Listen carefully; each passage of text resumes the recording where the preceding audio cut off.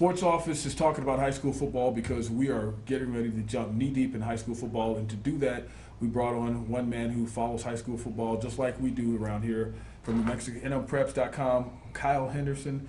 And Kyle, I know you've been busy on the trail doing previews and getting out there, seeing who's what. And let's just jump right off the bat and say this. If you had to pick a team, you said this team would beat everybody, who would that team be? You know, that's a tough question because, you know, if you're going to look at it from the 5A angle, I mean, 5A is tough. I mean, 5A is so deep that it's tough for any team just to run the table and go 13, 14, and 0 anymore.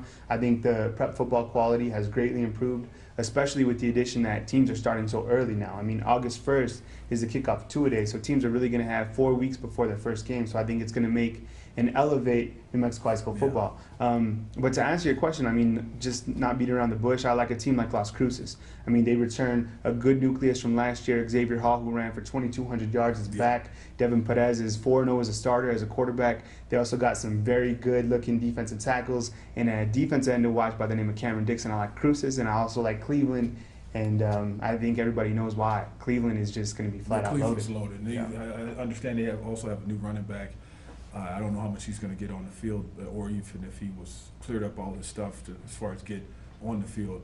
But one thing that you touched on, Las Cruces did a lot better than what people gave them credit for last year because they were young. They had, X Hall is the only guy who's, like the proven veteran out there, but they were young and had some growing pains during the season. But once they got it together, you saw them almost to do the unthinkable, try to make a little run at the end and get through the playoffs, but it was for naught this year, because last year was Mayfield's year. But when you touched on the Cleveland Storm, Cole Gauchi is back as quarterback, and it's such a central part of your offense. I would say that if I picked a team that was going to beat everybody in the state, Cleveland would definitely be in the crosshairs there, as far as a team that could do it and get it done. That's probably a bad example to use. We don't want to use it. Go ahead, man. No, but I think what Van's trying to say is that, Cleveland, I mean, returning 15 or 16 starters, the new running back in the backfield, Ramil Jordan, I think that's who you're alluding to. He's trying to get things cleared up. He's a multi-purpose athlete, very similar to Isaiah Conklin. They also got Reese White on the outside. Now, he's a big-time wide receiver, big physical, 6'2", 210 pounds, caught a lot of passes last year. Don't forget about Denzel Glover, 330 pounds of just pure nastiness. So Cleveland and Kirk Potter, I mean, I'm one of the legendary high school football coaches. Cleveland definitely going to roll this year. Kirk Potter came in as coach, and that southeastern New Mexico background. We were talking about this at another time, how Bruce Carver starting that whole thing up as far as the athletics department, when they came in and they put in the facilities. And they put in not just facilities, but top-notch facilities. You knew they were going to make a run and have a legitimate team on the field, because when you see any kind of organization put in good facilities, they mean business. And Cleveland did that right out of the gate. As far as other teams in 5A, I think it's going to be a tough year for the Valley Vikings, even though it's an interesting dynamic, because you got these kids who were very successful in Yaffle, winning like 3 Super Bowls all together. They went undefeated together as freshmen, and now those sophomores will be counted upon very highly by Coach Collins, Vince Collins, because he doesn't have the depth as far as his upperclassmen like the seniors and juniors. There's 13 sophomores on that team that will dictate how that team, their success, how they will be successful, and I'm thinking that they would get better like midway through the season. I brought them up because I think it'd be interesting to see how they mature, because they've had so much success everywhere they've been, each level coming up, that same nucleus of guys. I want to see how they do together and as they try to adjust. I'm waiting for the Valley Vikings to do something. I think that it's going to happen. It might take a little bit of time. As you mentioned, they got a good group of sophomores, but as they say, like the old high school football coaches, when you talk to them, they say you lose a game for every sophomore that you start. So hopefully that's not the case with the Valley Vikings. The season's gone. Yeah, so the season's gone. But I think, they play in District 5-5A. They play in 5-5A, so, that district is up in the air. However, I saw the Highland Hornets, and Highland is, they're going to be a very good football team. Back. Yeah, Highland is back. Adjusting to a first-year coach and Coach Maestas, though, I know he was around, as an assistant, but it's when you have transition, you still have to adjust. That's an adjustment because the players are taking on the personality of the coach, and there's just so much going on with that adjustment. So, but you're right, they're back as far as athletically. They have some athletes on that team. Highland guys to watch include David Brown, who I think is going to hit it out of the park this year. He's going to take over at quarterback for Dylan Chavez, who threw for over 2,000 yards last season. They also have Bobby Newcomb's cousin, or I think it might be his brother, Mustafa Newcomb. He might have a different last name, but he's out there as a defensive back. I saw him the other day in Highland's inter-squad scrimmage. Kid's a stud. So Highland definitely has the athletes, and this year I think they're going to mix that over with the veteran lineman core. So Highland could be the team to beat once again in District 5-5A. And talking about another team in the metro area, the Manzano Monarchs, Coach Ocampo, he never tips his hat or anything like that. He never tips his hand, is what I'm trying to say here. He never lets you know what he has. But I think even though, they lose good receivers and they lose a quarterback, I still think that, it's hard to replace somebody like Padilla from, as far as Trujillo, Ryan Trujillo from last year. I'm thinking about the La Cueva pitcher. Ryan Trujillo, it's hard to replace a guy like that when he's had so much success, and you could see his leadership take that team further than they probably would have gone without him. But at the same time, that complicated offensive system that Ocampo likes to run, where it's just like, it's like run and shoot on steroids, or where you have so many guys open and you have so many looks to that offense that he runs, and the kids run it very well. I think they still might be in the mix. Manzano, last year they had not only Ryan Trujillo, who was a Gatorade Player of the Year, and I believe the Chevrolet Player of the Year, right? New Mexico, ChevyDealers.com. Yeah. So, he won multiple accolades at the end of last season. They also had that talented receiving core who just didn't drop a football all season long. No. Josh Bowen, Kevin Reeves, guys like that. This year they do return 6 defensive players, and that's usually an indication of where Manzano is going to be, because their offense is always going to be there under Coach Ocampo.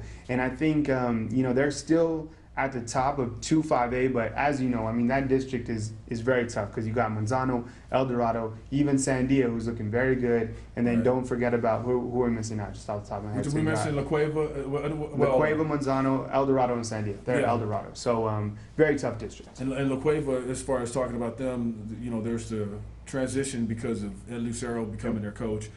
Fred Romero gone, the off the field incident that kind of hammered the program last year.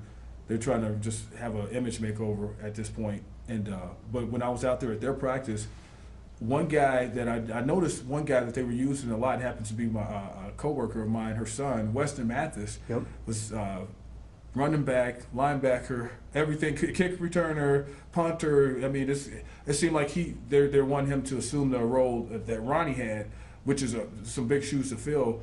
But Weston seems up for the task as far as handling those duties. He's not shying away from it, but at the same time, let's face it, Ronnie Daniels he's like a once in a generation type of guy, man. La Cueva not only loses Ronnie Daniels, who basically owns every single New Mexico high school football rushing record, but they also lose Fred Romero. And, hate him or love him, you have to respect the fact that he did win 3 state championships, and no other Metro coach has been able to do that within the last 10 years. So you lose those 2 guys.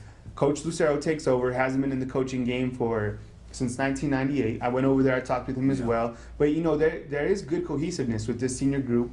Weston Mathis, definitely one guy to watch. I'm also interested to see how Michael Walsh takes over the quarterback role, and guys like Justin Griego, the 6'7" tight end, and then you also had there's a couple other. La Cueva definitely has speed. Tyler Wolf, another guy to watch. So La Cueva still has the athletes, but let's see how everything kind of gels with Coach Lucero this year. And we would be remiss not to talk about the defending 5A champions, Mayfield Trojans, and Ricky Milks out there. That kid, well, all 5'2" of them.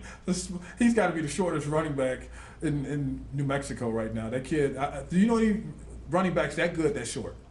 There's one guy. His name is. There's one guy. He's not quite as good. Shorter than Ricky? He's short. Check this out. He's from Hobbs, New Mexico. His name's Dario Moore. He's 5'4", 185 pounds. I saw him just a couple weeks ago, and he hits the hole. So you have guys like that, but Ricky Milks, like Van was saying, you can't forget about the Mayfield Trojans. They returned this year with 35 seniors. So it was like, who graduated last year's class? Because everybody, they got a good group returning. Isaac Ramirez, who's who was the MVP at our Elite 100 Combine just a couple weeks ago at linebacker, and then Axton Franzo, who looked like Dan Marino in the state title game, throwing for over 300 yards. No one ever talks about him, you know. So he's returning, and I talked to Coach Bradley, and one thing he said as I left, he's like, the Mayfield Trojan tradition is alive and well, and I would definitely agree with that. So Mayfield Trojans right up there.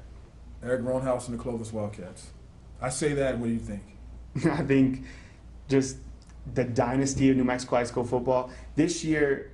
I was just in Clovis yesterday. I'm still trying to recover from that drive. But here's the thing with Clovis. Last year, they were 5-7. The last time they went under 500 was in 2000. The following year, they went 13-0 and won the state title in 2001. I think a big addition to Clovis this year is the fact that Eric Roanhouse's son, Chad Roanhouse, is their offensive coordinator. And if you know, I know he didn't have the best run at Highlands. I mean, New Mexico Highlands is a tough place to win football games at. Yeah, but he did win. But before that, Robertson, he won like 3 state titles. So he's back in the mix. Clovis is massive. They got 6'5", 296-pound Kenny Betts at defensive tackle. Clovis is Clovis. Yeah, that's all you can say about them. I've watched under Roanhouse. I watched those guys once like struggle at the beginning of the year, like lose all their non-district games, and then when district started, they ran the table all the way through the championship. Yeah. You know, so when we're talking about Clovis, you're talking about, hey, you know, let's just wait and see. 4A, you got to talk about the Goddard Rockets. You know, and I think when Coach Jernigan, every year he seems to find you know, he kind of reminds me of like when Rocky Long was coaching New Mexico. It's like you have a different cast of characters, but you have that same toughness that from the other guys taught the younger guys well. Yeah. And I know Green is back, and David Anaya, the running back, and we saw David Anaya just put on a highlight reel last season. Goddard is, no doubt about it, the #1 team in Class 4A. I know Artesia won last year, so sometimes you like to put that team as the first place going into the season, but there's no way to switch it up. I mean, Goddard is a team to beat. Like Van said, Ryan Green returns. He looked fantastic this summer at our combine. I mean, you have David Anaya, 187 pounds, and he doesn't run the fastest 40, but get him on Friday nights. I mean, there's football speed, and he definitely has it. So Goddard, I mean, they're going to be very tough to beat. To the ground, man. Yeah, he's tough. I mean, that Rio Rancho game last year, is nightmarish. Yeah, and with that said, I know we're running out of time here. Robert Pugsley behind the camera has got some work to do, but with that said, we'll get to the other classes at another time. But Artesia and Lovington to start the season, week 1, Artesia at Lovington. What do you think? That's a big-time football game. It's probably one of the biggest football games taking place outside of the Rio Rancho and Goddard Week 1 matchup, just because those are 2 such large schools. But, I mean, 17 state titles for Lovington, 27 for Artesia. I guess that's maybe the biggest game in the whole Southwest region. So I saw Lovington, same old story. I mean, there's not much of a talent drop. Artesia loses 19, but they also return Cooper Henderson. So Artesia, Lovington, big-time football. Landry Jones, Brian Urlacher. I mean, throw it all in there. Throw the Bulldog Bowl, wherever that game's at, whether it's in the Bulldog Bowl or the Smurf Turf.